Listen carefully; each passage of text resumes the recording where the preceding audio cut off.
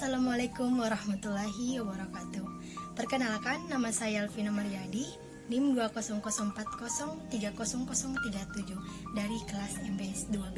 Jadi di sini saya akan membuat video penjelasan mengenai mata kuliah pengantar akuntansi. Video ini saya buat untuk memenuhi tugas ujian akhir semester mata kuliah pengantar akuntansi. Baik, langsung saja. Jadi di sini dosen memberikan kami beberapa soal, tetapi dosen menyuruh kita untuk memilih 2 materi saja. Jadi yang saya pilih yaitu materi pertama dan materi kelima. Jadi langsung saja kita beralih ke materi yang pertama. Jadi materi yang pertama ialah membahas tentang pengantar akuntansi dan perusahaan. Jadi pengantar akuntansi secara umum, akuntansi mencakup kegiatan pendapatan dimulai dari transaksi dicatat untuk pertama kali dalam jurnal hingga menjadi laporan keuangan, sehingga dapat dikatakan akuntansi sangatlah penting dalam kegiatan sehari-hari, terutama bagi operasi perusahaan dalam satu periode. Kemudian A. Sifat dasar perusahaan dan akuntansi perusahaan adalah organisasi yang didirikan oleh seseorang atau sekelompok orang untuk kegiatan melakukan produksi dan distribusi guna memenuhi kebutuhan manusia. Kegiatan produksi dan distribusi umumnya dilakukan untuk memperoleh laba. Namun, tidak juga kegiatan produksi yang tujuannya mencapai laba seperti yayasan sosial, keagamaan, dan lain-lain. Adapun pengertian usaha atau perusahaan adalah suatu organisasi dengan sumber daya dasar atau input seperti bahan baku dan tenaga kerja digabungkan dan diproses untuk menyediakan barang atau jasa atau output untuk pelanggan. Perusahaan dapat membentuk usaha kecil sampai berskala besar, dari warung kopi di pinggir jalan hingga Indofood yang menghasilkan berbagai macam produk makanan. Pelanggan perlu perusahaan adalah individu atau perusahaan lain yang membeli barang atau jasa dengan imbalan berupa uang atau barang berharga lainnya.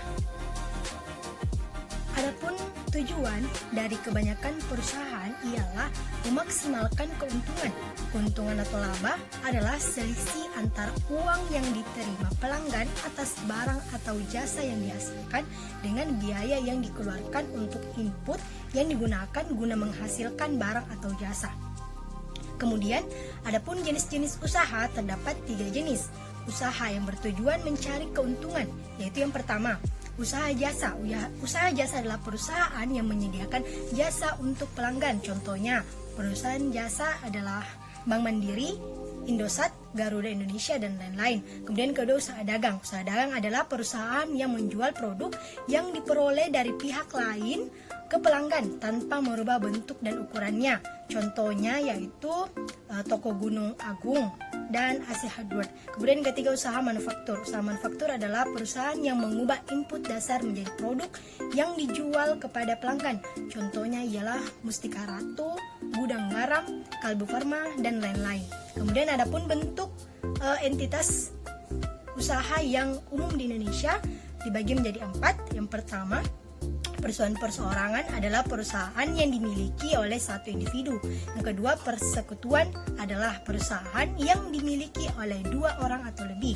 Kemudian yang ketiga, perseorangan. Perseorangan adalah perusahaan yang diatur dalam peraturan perundang-undangan sebagai entitas hukum terpisah yang dikenakan pajak. Kemudian yang terakhir, koperasi. Koperasi adalah usaha yang tidak berorientasi kepada laba. Kemudian adapun pemangku kepentingan dalam suatu perusahaan yaitu biasa disebut dengan stakeholder. Stakeholder yaitu perorangan atau entitas yang memiliki kepentingan dalam kinerja ekonomi dan keberhasilan perusahaan. Para stakeholder membutuhkan data akuntansi karena memiliki berbagai kepentingan yang berkaitan dengan perusahaan. Titik stakeholder dibedakan menjadi 2 pihak. Yang pertama, itu ada pihak internal, yaitu perusahaan, dan yang kedua adalah pihak eksternal. Yang pertama, stakeholder internal, terdiri atas manajer bagian, produksi, marketing, financing, dan karyawan. Kemudian yang kedua, stakeholder eksternal, terdiri atas investor, kreditur, labor, union, pajak, pemerintah, dan konsumen.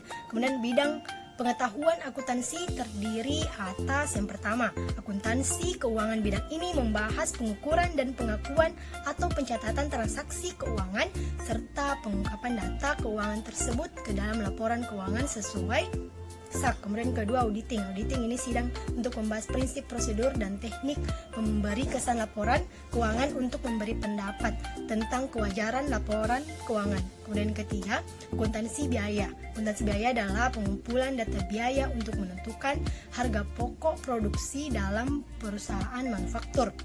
Dan yang keempat, akuntansi manajemen.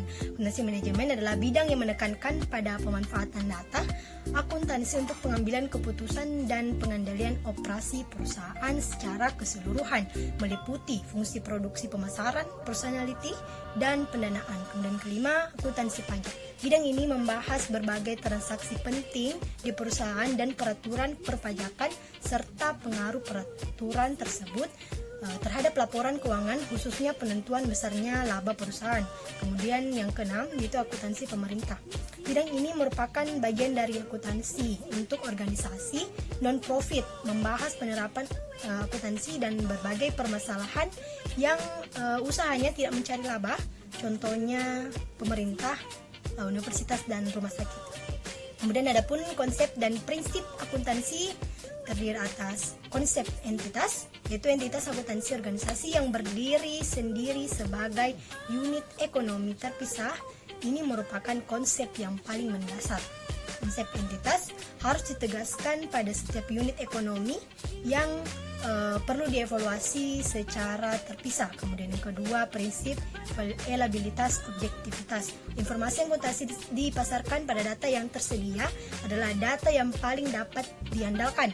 Pedoman ini merupakan prinsip reliabilitas yang disebut juga prinsip objektivitas. Tiga, prinsip biaya. Prinsip ini menyatakan bahwa aktiva dan jasa yang diperoleh harus dicatat pada biaya aktualnya yang biasa disebut historis. Kemudian yang keempat, prinsip going concern. Konsep ini mengasumsikan bahwa entitas akan tetap beroperasi selama jangka waktu yang dapat diramalkan. Berdasarkan konsep tersebut, akuntan mengasumsikan perusahaan akan beroperasi cukup lama sehingga dapat menggunakan sumber daya yang ada untuk mencapai tujuan yang telah ditetapkan. Selain pengertian jenis-jenis contoh-contoh, dalam mempelajari akuntansi juga terdapat ayat yang terkait dalam akuntansi. Adapun ayat itu sebagai berikut. Ayat yang terkait tersebut yaitu Quran Surah An-Nahl ayat 16 surah ke-90 yang berbunyi, Bismillahirrahmanirrahim, Innallaha ya'muru bil adli wal ihsani wa ta'i zil qurbana yanhanil fahsya'i wal munkari wal bagyi ya'dukum la'allakum tazakkarun. Artinya, sesungguhnya Allah menyuruh kamu berlaku adil dan berbuat kebajikan, memberi bantuan kepada kerabat, dan Dia melarang melakukan perbuatan keji, kemungkaran, dan permusuhan. Dia memberi pengajaran kepadamu agar kamu dapat mengambil pelajaran. Ya, itulah tadi penjelasan saya tentang soal nomor 1 mengenai pengantar akuntansi dan perusahaan. Jadi kita melangkah ke soal berikutnya, yaitu soal materi kelima yang membahas tentang jurnal penyesuaian perusahaan jasa. Jadi pengertian jurnal penyesuaian dalam ilmu akuntansi, jurnal penyesuaian adalah jurnal yang biasanya dibuat pada akhir periode akuntansi untuk mengalokasikan pendapatan maupun pengeluaran untuk suatu periode akuntansi untuk perusahaan, perubahan saldo dalam akun sehingga nantinya akan mencerminkan nilai saldo yang sebenarnya. Adapun fungsi jurnal penyesuaian yaitu sebagai berikut. Yang pertama, menghitung setiap perkiraan nominal, perkiraan pendapatan dan beban yang sebenarnya selama periode yang bersangkutan.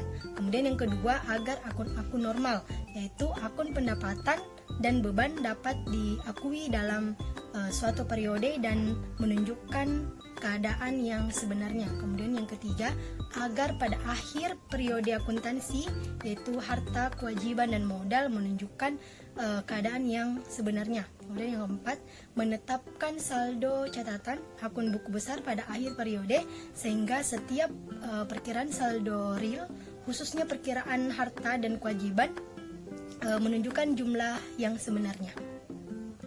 Lanjut, adapun tujuan jurnal penyesuaian perusahaan jasa ialah yang pertama, setiap rekening real, khususnya rekening aktiva dan rekening utama, menunjukkan jumlah yang sebenarnya pada akhir periode. Kemudian yang kedua, setiap rekening nominal, khususnya rekening pendapatan dan beban yang seharusnya diakui dalam suatu periode.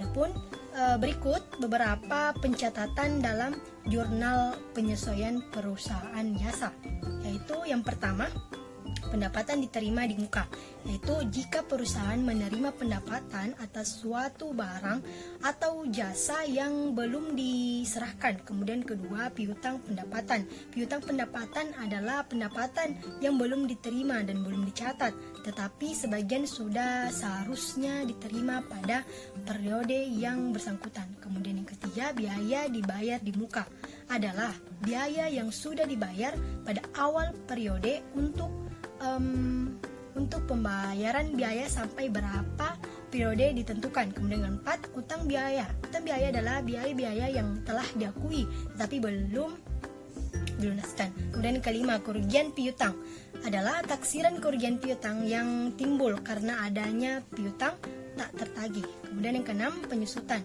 Penyusutan merupakan prosedur perhitungan nilai aset selama masa penggunaannya.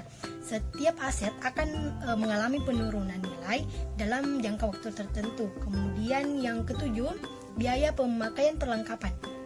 Biaya pemakaian perlengkapan adalah nilai sebagian dari harga beli perlengkapan yang telah digunakan selama periode akuntansi. Jadi kesimpulannya di sini yaitu jurnal penyesuaian adalah jurnal yang biasanya dibuat pada akhir periode akuntansi untuk mengalokasikan pendapatan maupun pengeluaran untuk suatu periode akuntansi untuk perubahan saldo dalam akun sehingga nantinya akan mencerminkan nilai saldo yang sebenarnya.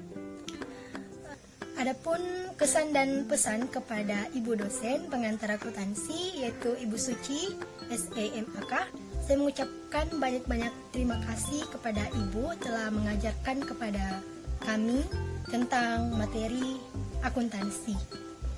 Persamaan akuntansi, laporan keuangan, karakteristik perusahaan jasa, perusahaan dagang, dan lain-lain. Dengan mempelajari mata kuliah ini, kita semakin mengetahui apa itu akuntansi. Di mata kuliah ini sangat berkesan, apalagi saat melakukan diskusi. Itu membuat kami terpacu dan berambisi untuk dapat mengutarakan sebuah pendapat. Baik, itulah penjelasan dari saya. Kurang dan lebihnya mohon dimaafkan. Dan saya ucapkan wabillahi taufiq wal hidayah. Wassalamualaikum warahmatullahi wabarakatuh.